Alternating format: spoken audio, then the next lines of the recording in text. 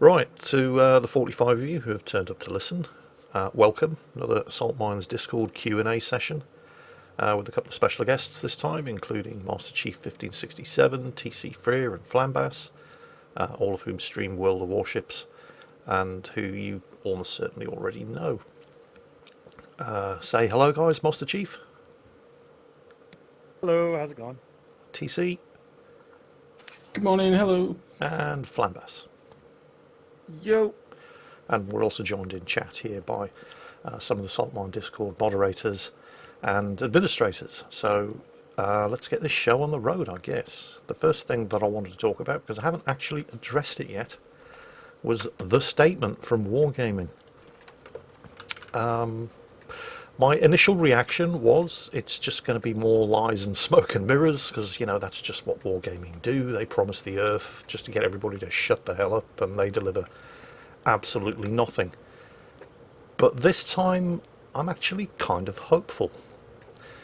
Not just because of who has signed off on this statement, Wargaming's publishing director, development director, and so on and so on, but how long it took them to prepare this statement, which does suggest that it's not just something that's been thrown together by the PR team to get everybody to shut up. It does suggest that this has been going backwards and forwards between senior management, middle management, and so on in order to get this message right.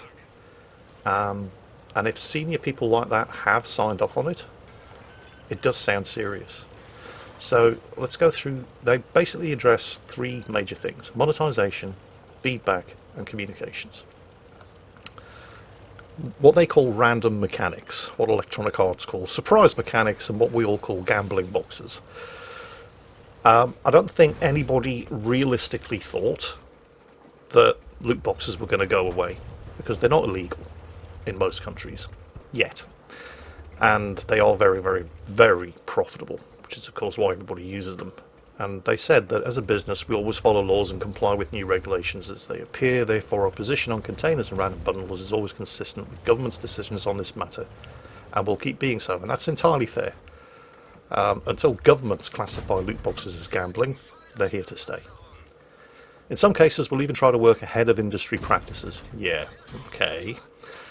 Although they are actually going to do that, because basically what this particular statement boils down to is that they're going to start putting the drop rates on containers and random bundles, which is not something that they are required by law to do, although I think they have to on the PlayStation. Something about Sony's terms of service, you must publish the drop chances on loot boxes, certainly one of the consoles at least, if not all of them.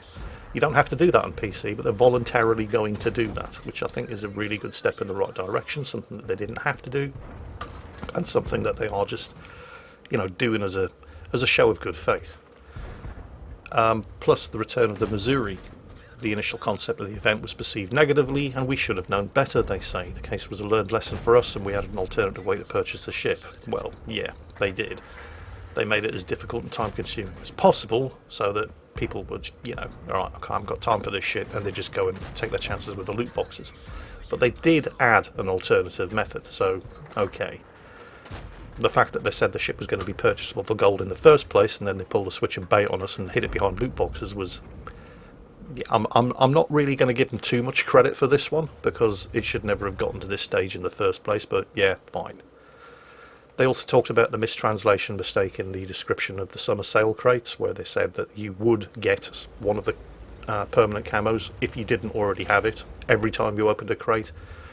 At the time I thought that they were, you know, just lying again, putting it down to translation error, but I guess if you translate it from Russian to English and then you send that English translation out, which has translation error to the German, Italian, Spanish, French and so on teams, then yeah, that translation error will carry through to all of the other languages. So, okay, fair enough, we'll give them that one. Age ratings. This is not something I expected to see them do either. They've said, we've already added disclaimers about in-game purchases with random items to our PEGI ratings. We're also in touch with other rating organisations, presumably talking about the ESRB here, to adjust our ratings everywhere in a consistent way. And they basically go on to say that, well, actually I'll read it because it's actually quite funny in one part. While our game was never popular among minors, and we adhere to legislation in all countries where we publish World of Warships, we plan to go beyond what is required of us by laws, and we'll work on our own in-game measures to additionally protect children who interact with our game. We'll share more details on this point once we're ready to announce them. Basically, they're voluntarily looking for a PEGI 12 rating. At the moment, World of Warships is rated PEGI 7. So it's a step in the right direction, certainly. I was never expecting them to go for a PEGI 18 because that would have cost them a fortune. But voluntarily going for a PEGI 12, while, you know, people above the age of 12 and under the age of 18 are still children, it is a step in the right direction. So I guess I have to give them credit there.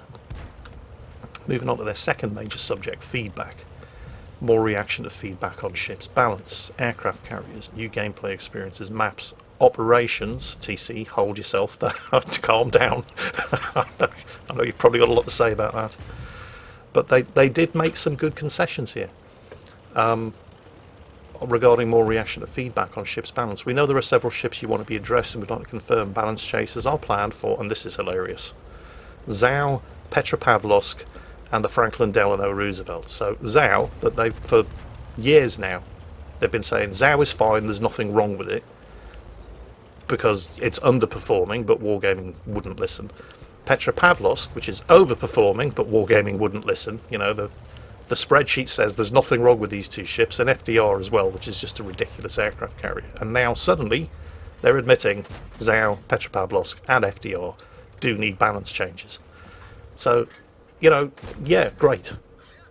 They are actually admitting that ships like this, and I'm sure there are others, do need adjusting. It's just a shame that, you know, all of these changes required mass exodus from the community contributor and an open revolt from within the community itself before they would actually start listening. They move on to aircraft Isn't carriers. it always like that? Well, no, it's never... Well, yeah, I see what you're saying. But normally, it didn't matter what happened. They would just ignore us, say, you don't know what you're talking about, the spreadsheet says this, and either just dismiss opinions outright, dismiss facts and figures outright because they didn't tally with their facts and figures, or apologise, promise the earth, and deliver nothing.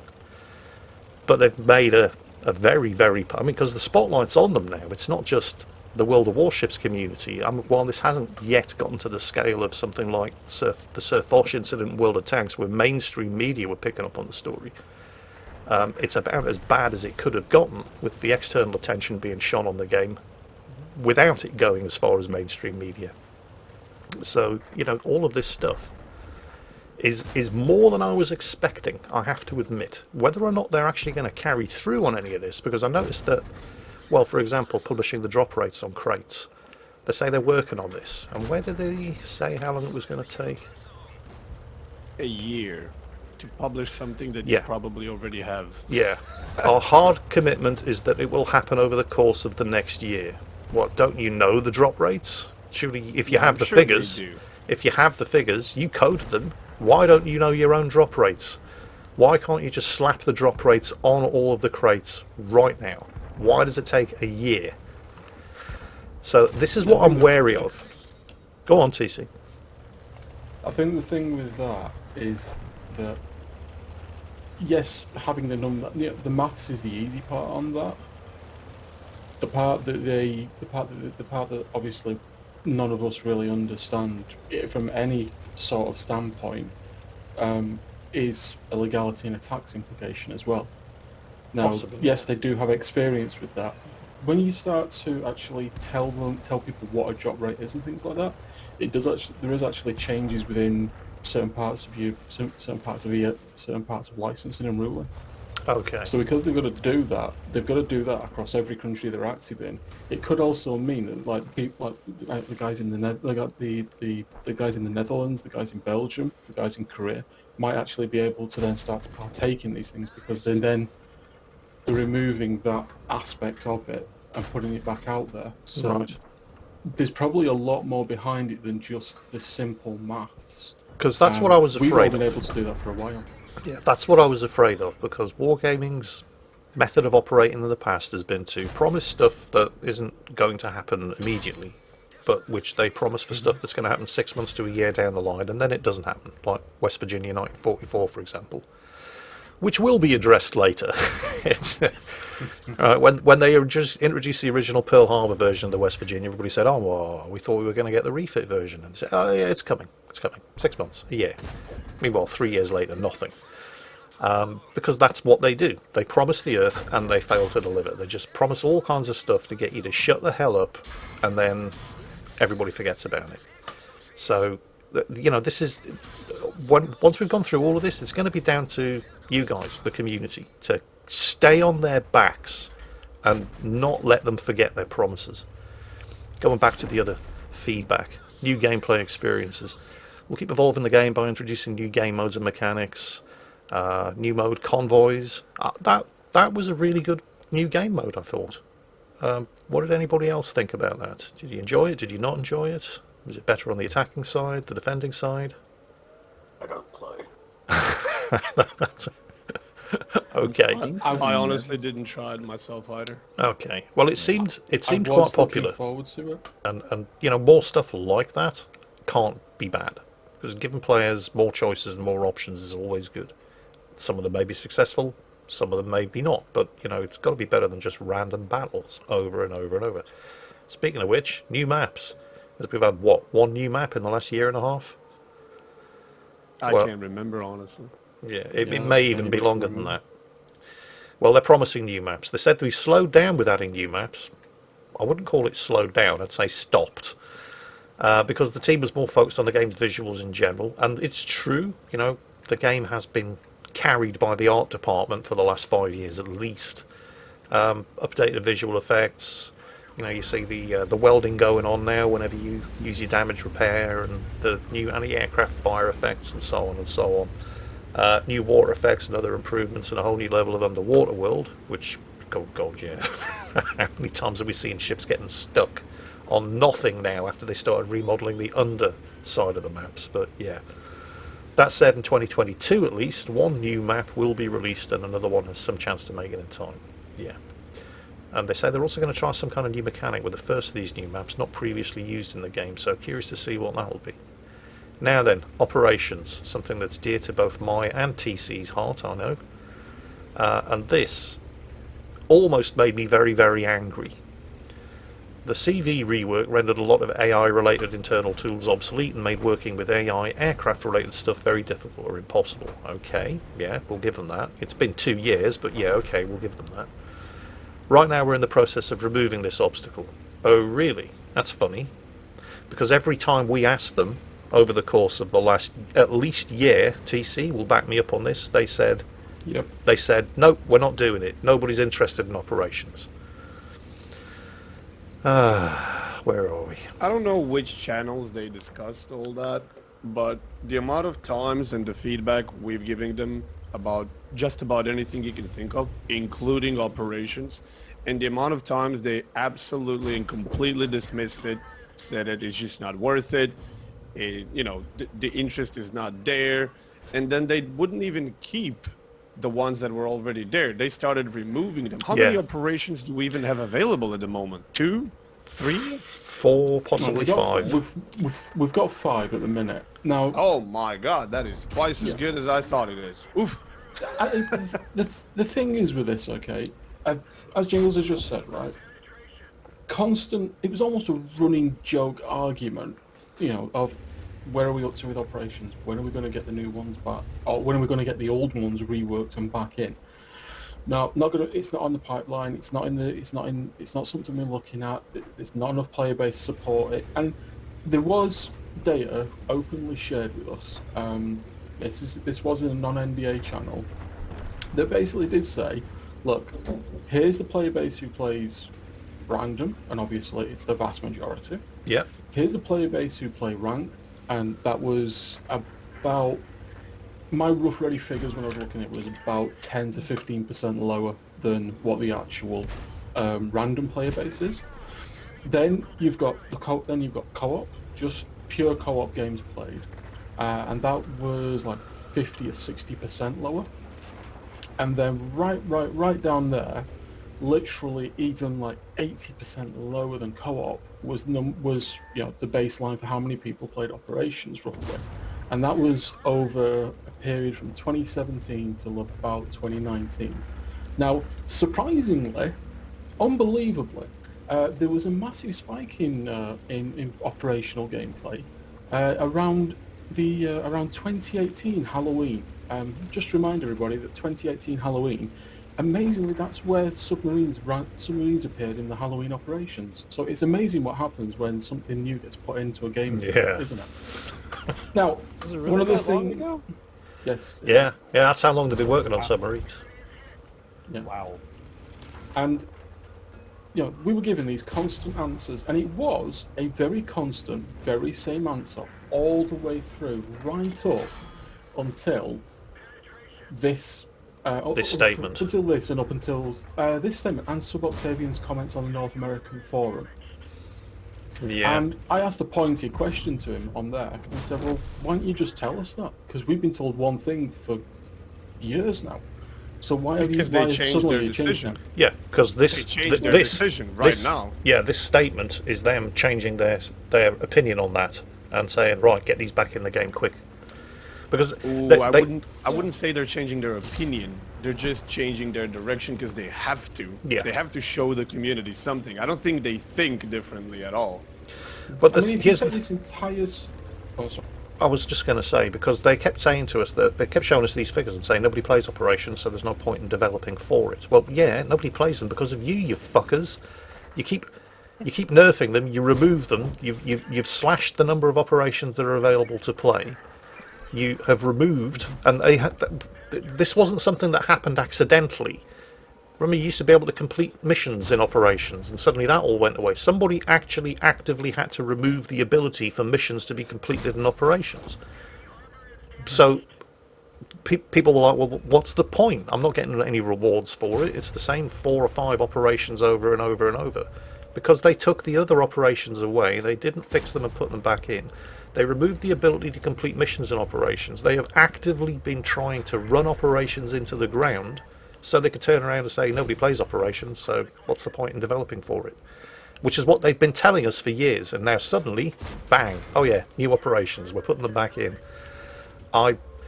This really pissed me off, because it proves that they've either been lying to us for years about their plans for operations, or they're lying to us now. Pick one. Replayability of operations is, because that's the way that they designed it, has always been kind of crap, because there's basically not any replayability option unless you thoroughly, like some of you, really enjoy that particular mission. Unless you And- get a full team, because normally a division is 3 players, but for operations you can form a division of 7, and then you can play whichever operations you want in order to mix it up, and you're not playing the same thing over and over again when it's the operation of the week, which is the only one that you can play. So what would tend to happen? Well, I don't know. I don't have figures on this, but if unless you've got a group of 7 friends that you can put together to play one of them, all you can do is play the one operation every week. So of course nobody was playing them. I mean, Yeah, and to make that's only making matters worse. But in reality, even if you have all of these operations, they're still basically, with very, very minimum changes, always the same. So the replayability of them is not very high.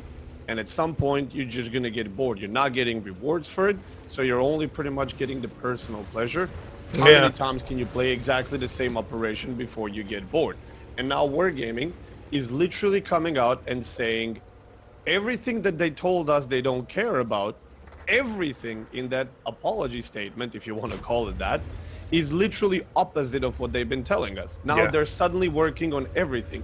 But what pisses me off is that what they said there should have happened like 3 years ago. Yeah. Then we would have probably never had these problems. No, exactly. And now, 3 years later, they're promising us that some of these things might kind of happen under very vague conditions in a year or 2. Bro, you're way late. Yeah. Way Well, late. it's not just that. Yeah, it is late. I mean, people might be saying better late than never, but if you go to the other section on the feedback, they're talking about secondary builds for cruisers, the update of some old ship models, Tier 4 aircraft carrier tuning, HMCS Huron coming next year. West Virginia 44 coming 2023. Hang on a second.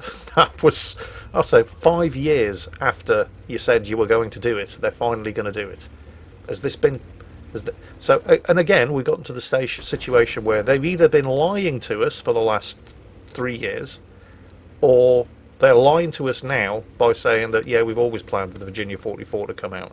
The fact that it's going to take 2 years suggests that they had no plans, and this whole exodus and community revolt has kicked their asses into somebody up top saying, for God's sake, get this thing in the game and shut them up. But the time scale on all of these things, nothing's happening now. It's all 6 months from now at the earliest, a year from now, 2 years from now. Once again, it's up to the community to stay on their backs and not let them forget that they made these promises, because our experience with wargaming is that they just promise the earth to get you to shut up and then fail to deliver when everybody's conveniently forgotten about it. Which brings us on to the third point, communications. Community Contributor Program. They say they're going to update the program both in terms of rules and the way they work with it internally. We expect to have some sort of internal plan and first action points ready in the second half of September, and then proceed with the changes during the autumn. Yeah, fine, but, you know, it's too late for me. I'm done. Future of the game, they're talking about dev blogs, the Waterline series, the general roadmap. Yep, fine. Communications quality, oh my god, yeah. There have been a lot of communication mistakes and incidents on our side recently. No, that's not true. There have been a lot of... yeah, the recently part is not true. there's nothing recent about it. While mistakes always happen and we're all human, we acknowledge that we need to improve in this area. We've already launched a full internal review of all related processes. Yeah, fine. I'll believe it when I see it. Let's just put it that way. General transparency. Yeah? Sorry to quickly interrupt you. Did you see one of their statements, I don't know, a week ago, where they said on Discord that they don't actually have miscommunications often, and that this is not true? What? Yeah, I didn't see that. I think it was either in their Discord or somewhere that, like, they don't have these things that happen very often. And I'm like, do you even believe what you just wrote? You can't possibly believe what you just wrote. I suspect, because it's like the situation with Mayor Draco, where he was being pestered and pestered and pestered all the way through that live stream, and eventually just blurted out for the things like the removal of flags from achievements, and eventually just blurted out what I'm 100% sure was his own opinion, very poorly thought out and just whipped out off the top of his head. That one of the reasons was because it was to stop people farming detonation flags. Do you remember that? Oh my God. Yeah, that was a guy under pressure just saying something. It wasn't an official statement, and he's received endless amounts of shit for it, but I believe what you saw there on Discord again was just somebody who doesn't actually know what he's talking about and should have damn well known better. It was not an official statement from Wargaming. We got the official statement here saying that they do need to work on it. There have been a lot. Yeah. The only part that I would argue with... How about on their stream where they say that, you know, if you have something to say about the game, you should go on their Discord feedback and say it, and then 10 seconds later they're like, oh, we shut those channels off. We don't have feedback channels anymore? Oh, okay, never mind then. Yeah. I mean, like, come on. Yeah. Yeah, that's Wargaming for you. Overall, however, I think I'm actually quite encouraged by this statement because of how long it took to put together, which does indicate that they are actually serious about this, or serious that they're going to try. And in some places they're going further than they're legally required to do, which is encouraging. I suppose we do have to give them credit for that. In some cases they're promising stuff that they're not going to deliver for at least 6 months, and that's going to be honest, to keep an eye on them and make sure that they do actually deliver what they said they were going to do. But generally I think that what we're seeing here in this statement is probably as good as we could have hoped a result, and in some places better than we could have hoped, and certainly not worse than we could have hoped. I'm actually cautiously optimistic about this. It's not going to convince me to go back to the Community Contributors Program. I'm done with that. But I think for the community as a whole and the player base, this is probably the best that we could have hoped for. Your opinions? I can agree to that. Yeah. I've said as much to anybody who's asked me. Yeah, for me, it's not an apology. It's not anything.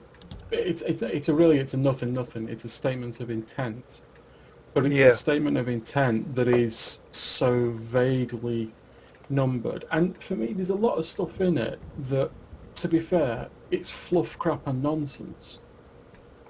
For me, it's kind of very simple.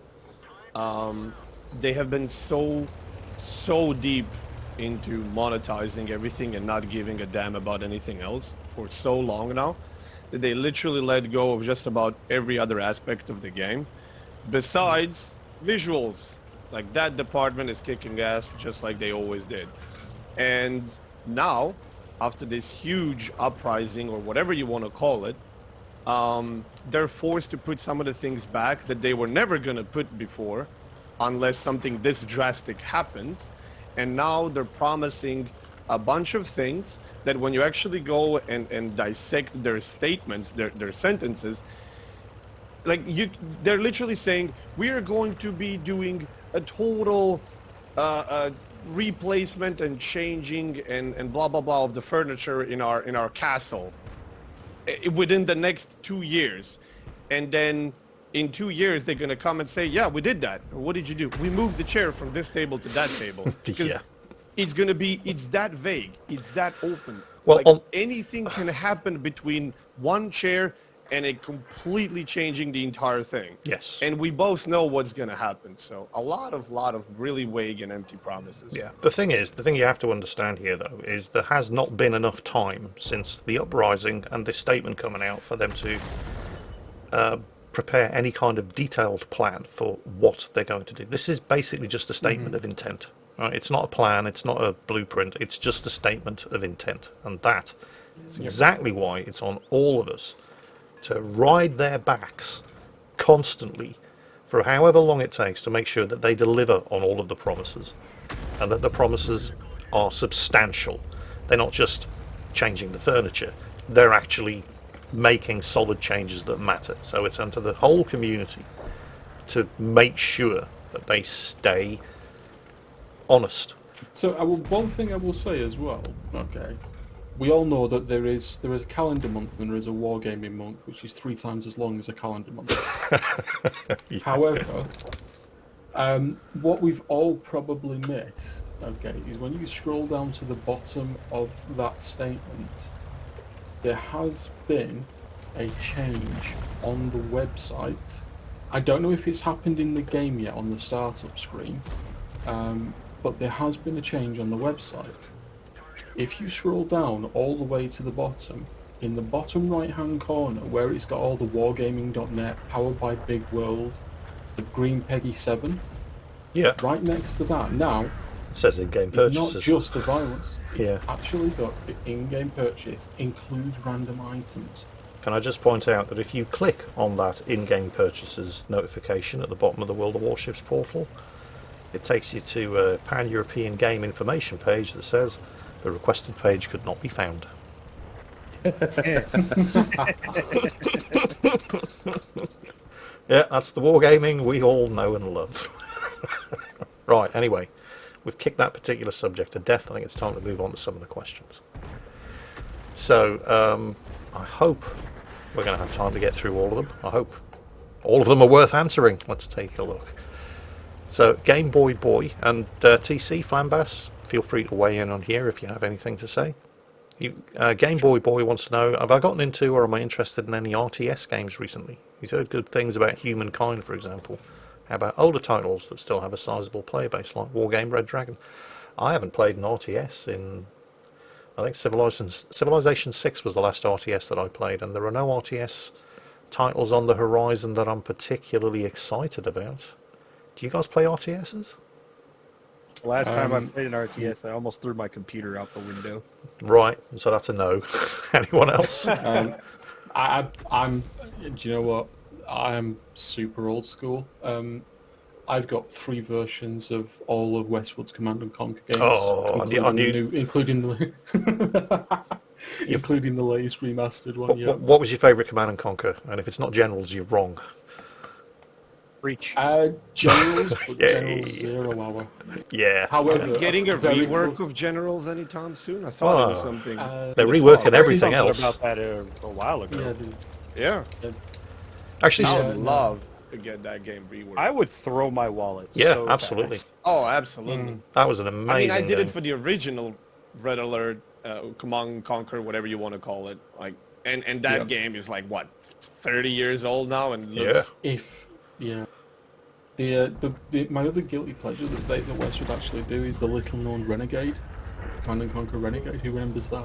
Was that the I first person? actually- Was that the FPS? Yeah, that was the first. That was the first person Yeah. to come in and conquer. That was the first-person Commando one that was kind of semi-based on like the Doom and stuff like that, and the Unreal Engine. So everything was basically chasing big pixels around and shooting them. Actually, speaking of That was a lot reworks, of- That was a lot of fun. I liked that one. speaking of I'm not reworks, gonna lie about that. who plays Diablo or played, excuse me, Diablo, either 1, 2, or 3? Anybody? I did. Played 1 and 2. Yeah. I still play Diablo 3 because it still holds up today, despite its age. It still looks good and it still plays well.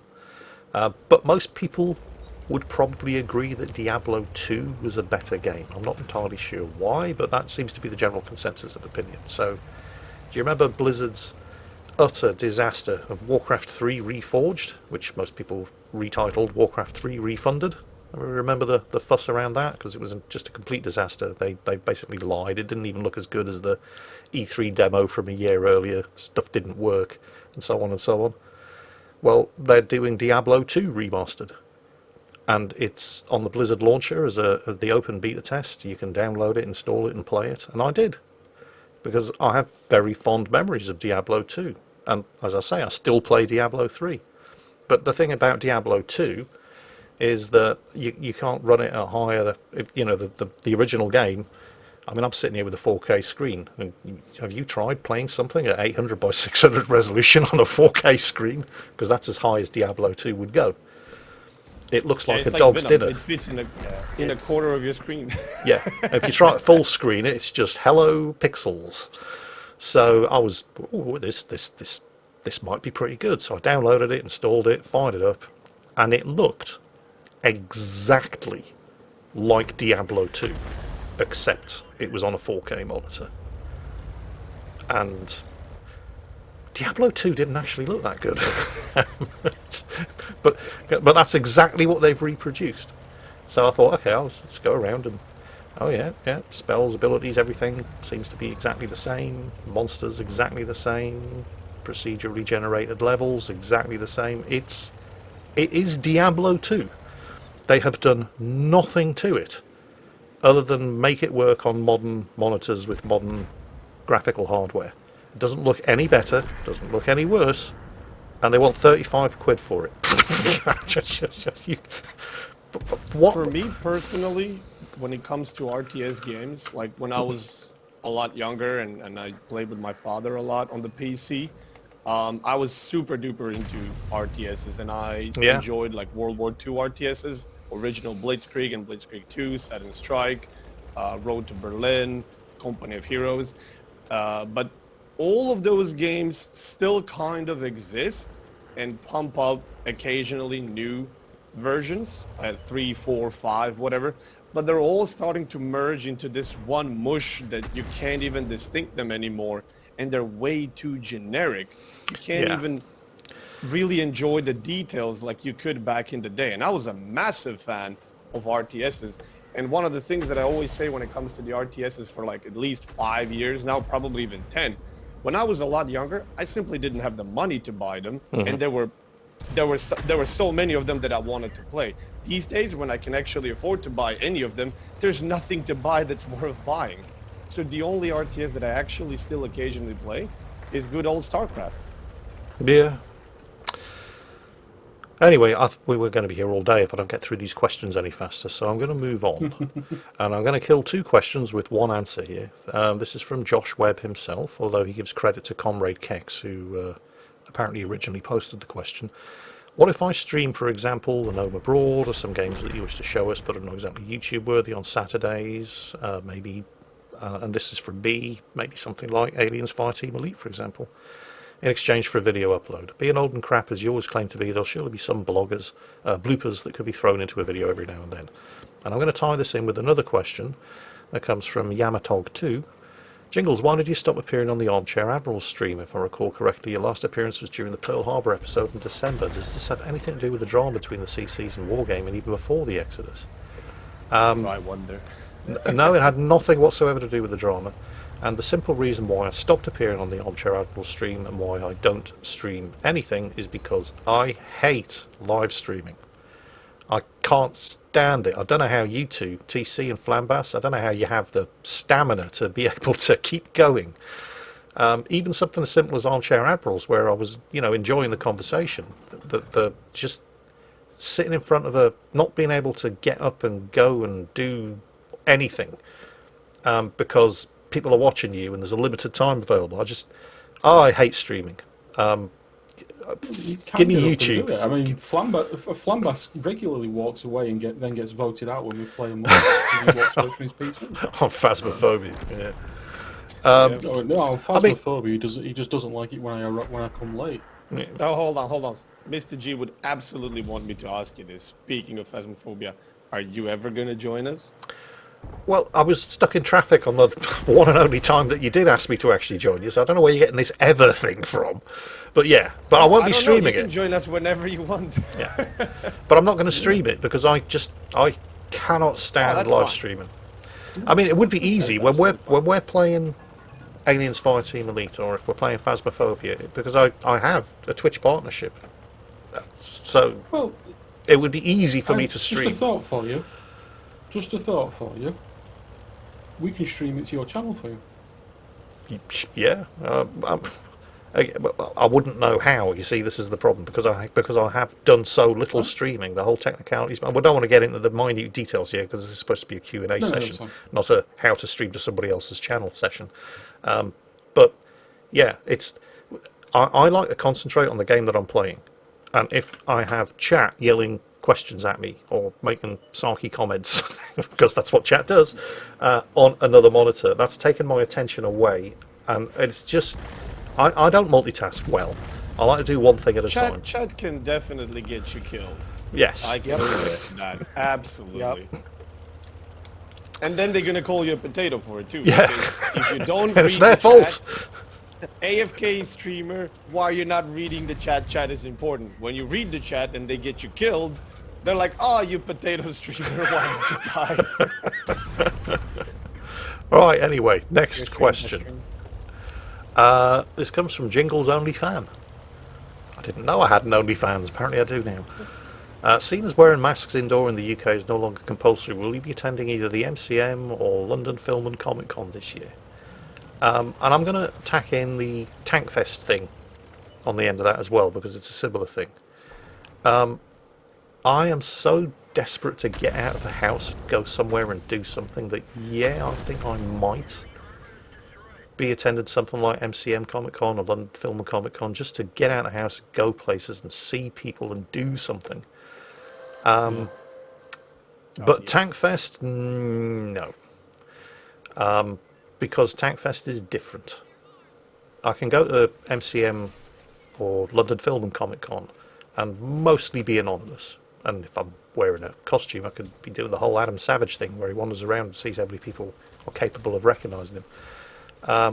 But I can't do that at Tankfest. And the whole COVID thing, you're at increased risk, I suppose. I mean, at my age and with my lungs, I really don't want to be catching this disease.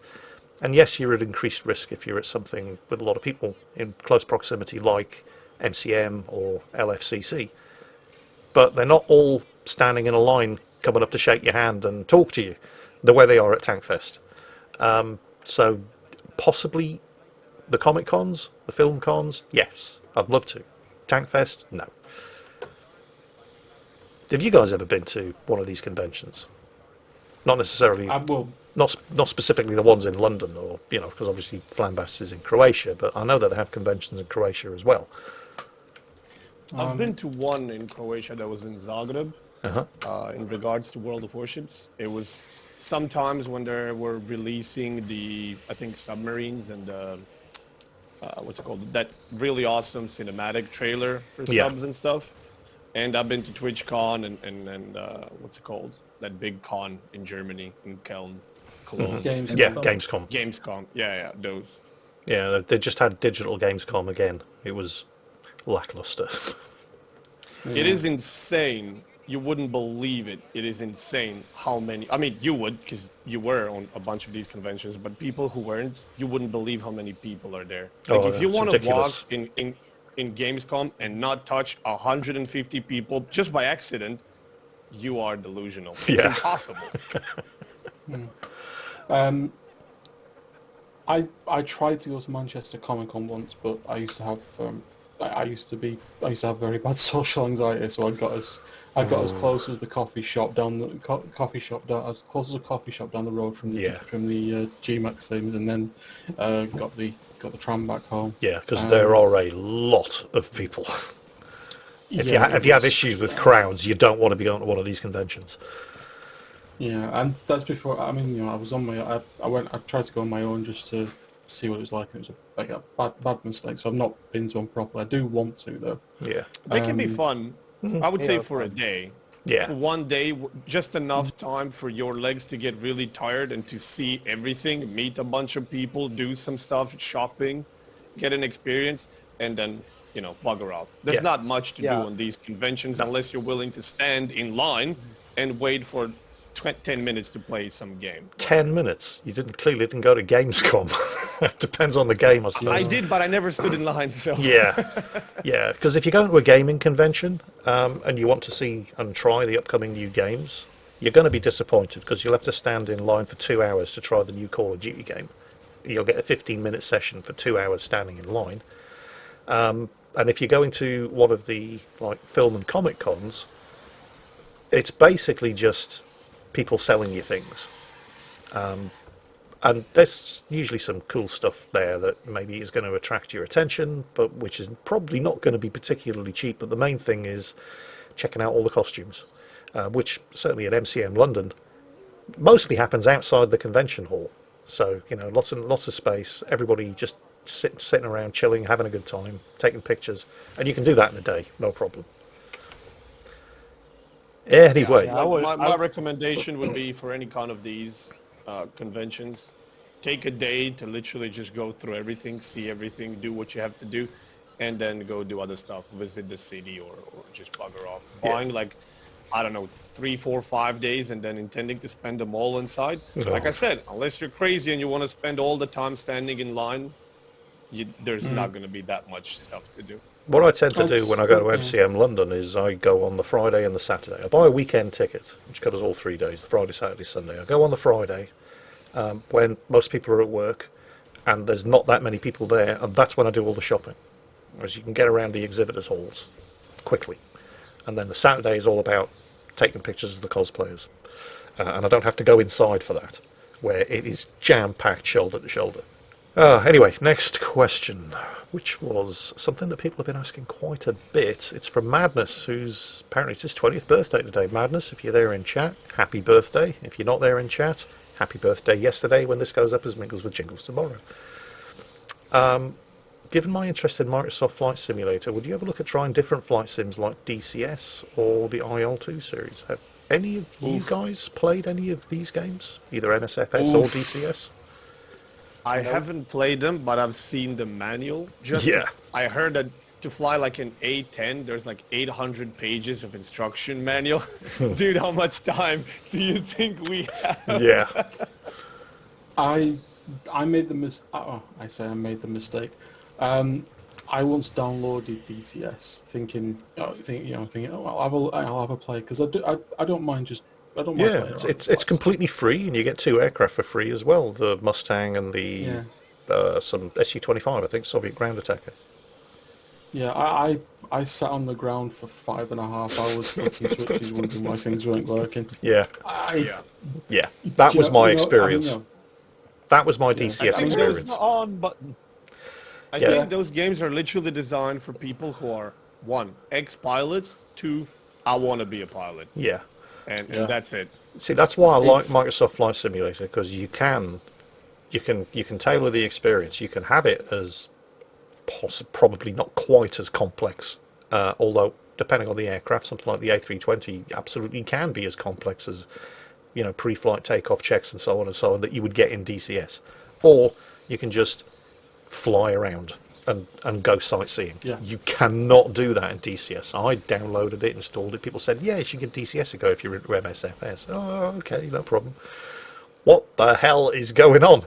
I even jumped into a quick flight, and because I've got the Honeycomb Alpha flight yoke and the Honeycomb Bravo throttle quadrant, two extremely good and not that expensive pieces of kit. And I jumped into the Mustang, and it started me off in the air. I didn't have to go through the pre-flight takeoff checks and so on and so on. And I moved the throttle, and then the plane rolled to the left. I was, what? So is the engine torque that excessive in the Mustang? And I thought, what's going on? So I went to, obviously I've pancaked and crashed. So I went into the controls, and holy shit, I spent an hour trying to navigate the control settings. Eventually figured out that my throttle settings were correct. Okay. Launched the Mustang again, tried to throttle down, plane immediately rolled over to the left. I was like, why is the throttle controlling the rate of roll? What's going on? I just did this. Yeah, no, done. Sorry, I'm going back to Microsoft Flight Sim. Oh, and I couldn't... You can play using your mouse, keyboard, or joystick with a couple of buttons. It's going to be a fun, at least for a little bit. Stuff that you need 3 keyboards, 3 books, 7 monitors to actually have a realistic experience and be on top of things. Yeah. NB Thunderbolt wants to know, did you have any pets growing up? And what new or upcoming games do you recommend? Well, I can answer that second part of the question very easily. Aliens Fireteam Elite. Fucking amazing. Excuse my French. I have issues about the longevity, however. It's definitely way, way better if you can play with friends, although you don't have to. There is public matchmaking, which was terrible on release, but which has since been approved, and there's a big update coming out on the 8th of September. I don't know exactly what's going to be in this update, but, there's going to be no microtransactions. Anything that you can buy will be cosmetic only, and they are regularly going to update it. Yeah, exactly. Oh, I had no idea. That's awesome. Yeah. The first part of the question, however, do you have any pets growing up? I did. I had the most unimaginatively named goldfish in the world, Goldie, which didn't live very long. We had... I can't remember the name. When we moved to South Africa, we had a dog. I remember coming home from school one day to be told that... I can't remember the dog's name. But I came home from school one day and was told that she'd gone to live on a farm. And, okay. Yeah. Where she would be much happier. I had a similar experience. I came back and there was no dog. And then later on I realized somebody stole it. Ah, no. Now, I don't know exactly... Yeah, I don't know exactly what happened to this dog of ours. I know that my dad really didn't like her, and I suspect he just got rid of her. But yeah, that was a bit upsetting. Then when we moved back to the UK, we had 2 Yorkshire Terriers called Penny and Tuppence, and they were absolutely fantastic little dogs. And then that was it, until Boo, Akazuki, and Juicy. Because, Juicy's been with me 6 years now, Akazuki 2.5, Boo 10. He's not getting any younger. Juicy's the same age as Boo. And when these pets die, because it's going to happen, I'm going to be absolutely heartbroken. Just the idea of them dying is enough to make me nearly cry, because I love them all so much. Speaking of Boo, how healthy is he? Oh, he's pretty healthy. His back gives him problems because he's an old dog, so he normally stays downstairs because he doesn't like the stairs. If I bring him up, if I'm upstairs and I have to pick him up and carry him up the stairs. But he's a happy little dog. He's reasonably healthy. Yeah. He's such a well-behaved because you see that Chihuahuas have this reputation of just being little bastards.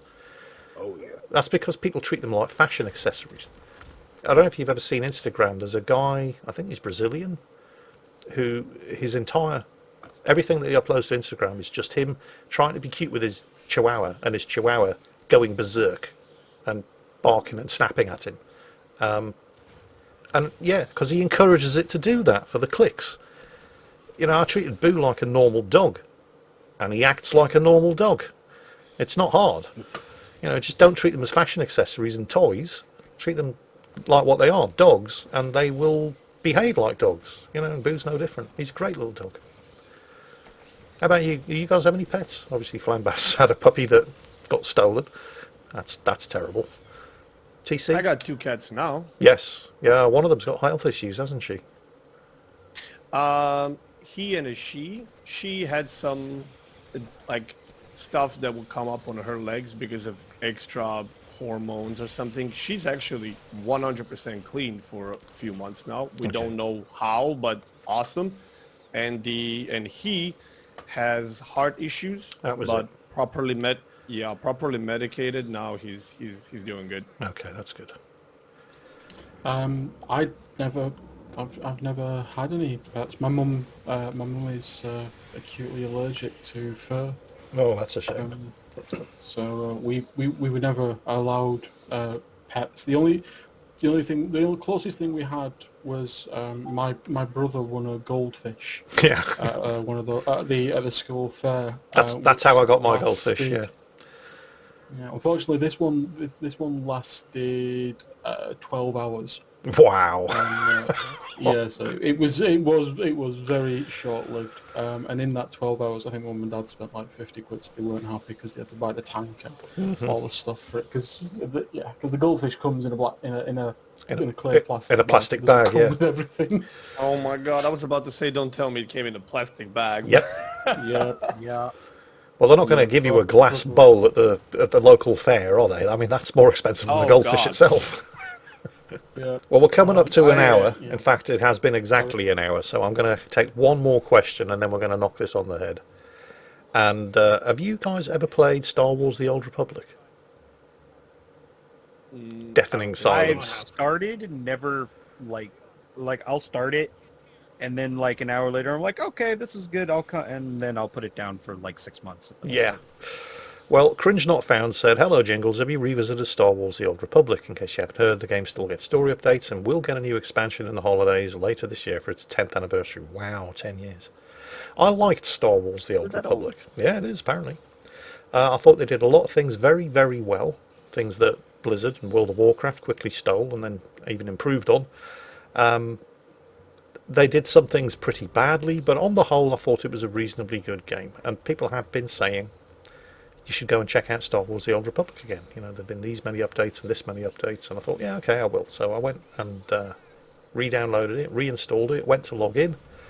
They have, I don't know if you've seen these authentication keys. They're like little keychain things. World of Warcraft has one.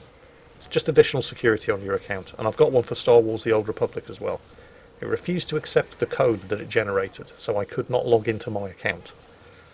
So this clearly is wrong, because that's the entire point of having an authenticator. It's to secure access to your account, and it wasn't interested. So I went to their technical support, and I'm still waiting for an answer.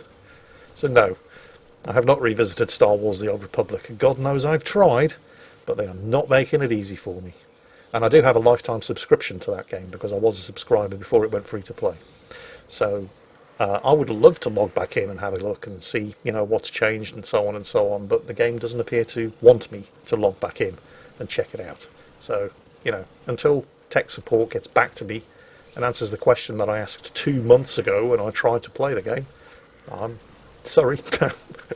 Nope. Can I step in here? Mm-hmm. You could try to unpair your security token device. Yes, you could. So go via one-time password and then set up an app on your phone. Yes, but the thing is, in order to do that, you first have to log into your account. Guess what I can't do, because the authenticator isn't working. Yeah. Yeah. I see the problem. Yeah. Small issue. You'd think somebody would have thought about that, but apparently no. Unfortunately, this is the point where a question was relayed from the live Discord chat by the channel administrator, Grumper Salty. And we all love Grumps, but he has a voice that can best be described as something that is completely unintelligible to modern recording equipment. So the question that was asked was, if I could pick any current Royal Navy warship to serve on, what would it be? Warship or warship type, because we've only got 3. So there's not a lot of choice. I wouldn't want to serve on any of them. I did 22 years. Any current serving rights are what? We've got the carriers, we've got the Type 23 frigates that are being phased out, we've got the Type 45 destroyers. Having seen the accommodation on the Type 45 destroyers, I'd have to say yes, that. Because the accommodation on... Well, I haven't seen the accommodation on the new carriers, but I imagine it's probably pretty good as well. But the Type 23 frigates, here's the thing. If you go to HMS Belfast, which remember was a World War II veteran, it's not that different on HMS Belfast from the ships that I served on. The Type 22 frigates and the Type 42 destroyers, as far as crew comfort is concerned. It's not bad, but it's far from good. And we're talking about a 60-year period where that World War II standard was basically... I mean, they got rid of hammocks, but other than that, nothing else had really changed. And it wasn't until this latest generation, the Type 45s and the Queen Elizabeth class carriers, when they started, maybe the junior ratings actually, need something more than a 6 foot by 6 foot long by 3 foot wide by 2 foot high cubicle to sleep in. Perhaps cramming 40 people into an area the size of a workshop canteen isn't the best way to provide comfort, and so they've started. Basically, the junior rates now get what in my day would have been the senior rates and chief petty officers accommodation. And So the difference between a noob and a professional is noob is going to look at the power, the might, and Yeah. the professional is going to look at the size of the bed. yeah, and how the comfortable meal. is it to Yeah, live on it? exactly. It's like I don't know if you ever read Terry Pratchett's books, but he's got this character called Cohen the Barbarian. And when you first, yeah, and when you first meet him, they're like, you can't possibly be Cohen the Barbarian. My grandfather used to tell me stories of, and yeah, because he's like 80 years old, and he's still as hard as nails. He's he's old, he's skinny, he's got no hair, he's got no teeth, he's hunched over, but he's still muscles like whip leather. And obviously when in Conan the Barbarian say, Conan, what is the best thing in life? To defeat your enemies, drive them before you, and hear the lamentation of your women. And when they ask Cohen the Barbarian what the best thing in life is, he says soft food and soft toilet paper.